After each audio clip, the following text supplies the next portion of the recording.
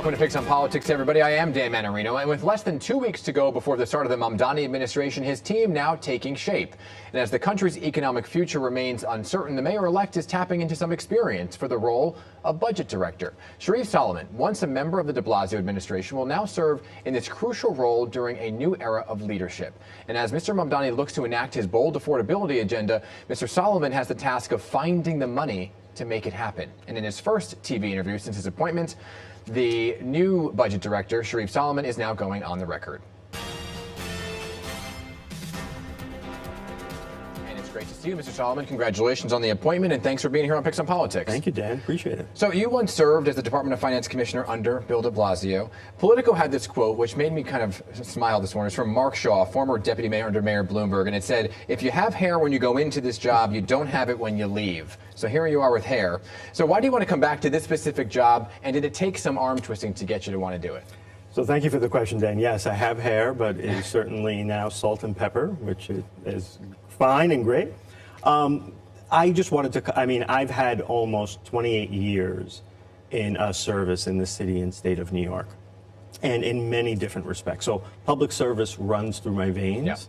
Yeah. And when you're in government, you always aspire to certain positions. The position of budget director, the size and the import of the budget of the city of New York, $118 billion, has always been a position that I have coveted. Yeah. And the ability to really effectuate change for the lives of New Yorkers is something that agency can make a real imprint on. And so didn't take much arm twisting. Okay. I'm really excited about the mayor-elect. He's obviously a dynamic leader.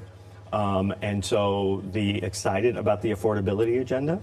And so for all those reasons, I wanted to come back. And you're taking over during an interesting time. The Independent Budget Office says there is a massive $6.5 billion budget deficit that New York faces by next summer. Is that number accurate? Now, I know you're just a few hours into the appointment, but is the number accurate, and how do you plan to close such a deficit? So what I will say is, first, we will balance the budget. Yeah. We've had balanced budgets in the city of New York since 1981, according to generally accepted accounting principles. So we will do that. We respect the IBO. We respect the city controller's office. And we know that there are differences and disagreements in terms of what the numbers say. We look forward to sitting down with them and being able to go through those numbers. I will say, though, that there is a budget gap that's printed in the November plan, which is $4.7 billion.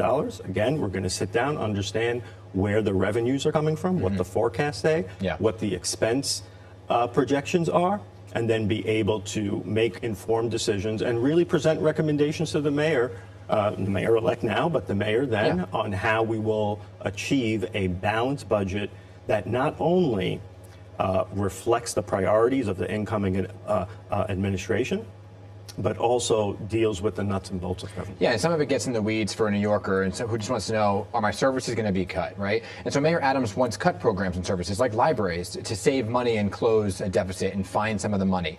Do you anticipate having to cut anything? Are cuts on the table if you need it to be to close some of the gaps? The mayor-elect has been very clear that our job and our focus and our approach is going to be excellence in government. And excellence in government means looking at potential reforms and innovation wherever they exist to ensure high quality service delivery to New Yorkers.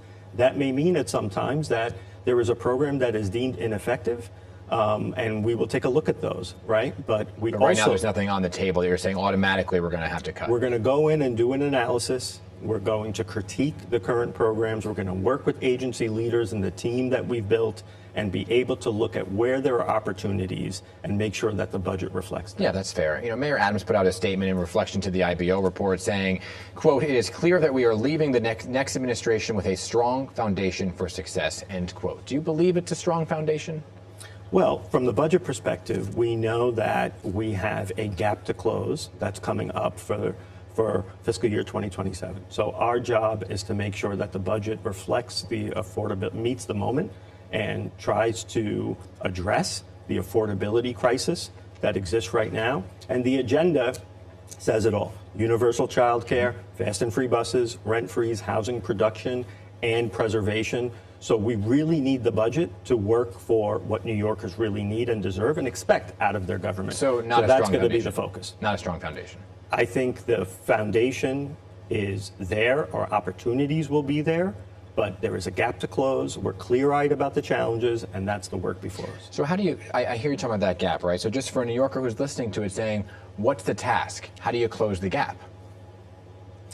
How do you close the gap is, number one, we are having ongoing conversations right now with the state of New York and with the governor's office about new revenue that can obviously fund the affordability agenda, again, with universal child care, faster free buses, and housing. You're talking about raising taxes. Yes. So the revenue needs for the agenda is absolutely essential. Yeah. At the same time, we need to make sure that we look at things. The mayor-elect has been very clear about procurement reform, for example. We need to look at consulting contracts in the DOE, for example, where there is duplication, where there is unnecessary spending, and be able to look at that and close the gap. At the same time, we know there are certain pieces of the revenue puzzle that are coming out in early January. We need to know what the property tax roll is and what that's the largest tax revenue source for the city of New York. So we really want to make sure we have a clear understanding, revenue and expense, and the governor's budget comes out before February 1st, which is when our preliminary budget is due. So we hope to have a better idea of how we will fare in the state budget, which will help us balance our own preliminary budget. So, how do you plan to get the things to pay for like universal child care? I'm hearing you talking about the reforms in Albany, but I once spoke to the mayor-elect who said that it's not imperative how we raise the money, but that we get the money. So I understood his point there. But if you don't get it through raising taxes and you're the money guy, how do you see it coming in? Right. So these are the conversations we're having. Obviously, the campaign platform includes a very specific plan. Yeah. On taxation, the corporate tax rate increase, and also the personal income tax increase. These are part of ongoing conversations with the state. And by the way, on universal child care, the governor has said publicly that she wants to make meaningful progress on that front. And we are excited about the opportunity to work together in partnership to deliver that. And universal child care also lifts all other issues. When you really think about it, from a workforce perspective and a talent pool, to have universal child care, to make sure that, moms are not stepping away from the workforce. Yeah. That is critically important. And so we look forward to a good result as we're coming up, and hopefully those conversations will continue to be fruitful. Before I get to some personal questions, potential cuts from the Trump administration also kind of looming over all of this at the same time. How do you plan or build that into a budget? Yeah, well, first thing to say is we are preparing. We are working very closely with the state to be prepared.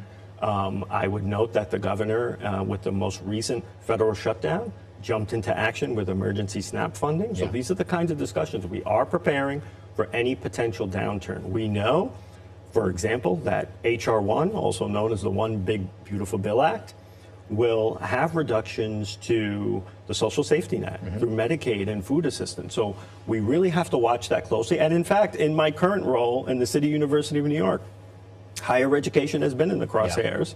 And we know that there are provisions in that bill as well that affect higher education. So frankly, right now, my job has been to prepare for a federal downturn. And we've been able to make great strides in balancing and achieving fiscal stability at CUNY. That's the kind of skill set that I hope to bring to OMB. On a personal note, because I'm almost out of time, you're a lifelong New Yorker. You grew up in Queens, went to school in Queens, and you have some photos to even prove it that were put out at your announcement here. I do have the photos. Look at these photos. I mean, that is something else here. I will never live this down, but in all good fun, here are the photos. Here's my certificate of promotion from kindergarten to first grade. And here's just me playing in snow when New York has had snow in the past. Should they bring snow days back? That's not your department. But for you to join this administration, you're an Egyptian New Yorker, you're joining the first Muslim mayor, diversity obviously key here. What does it mean for you at the moment? Sure. On a personal level, it just means a lot. I mean, I think I was born and raised in New York, so New York runs through my veins.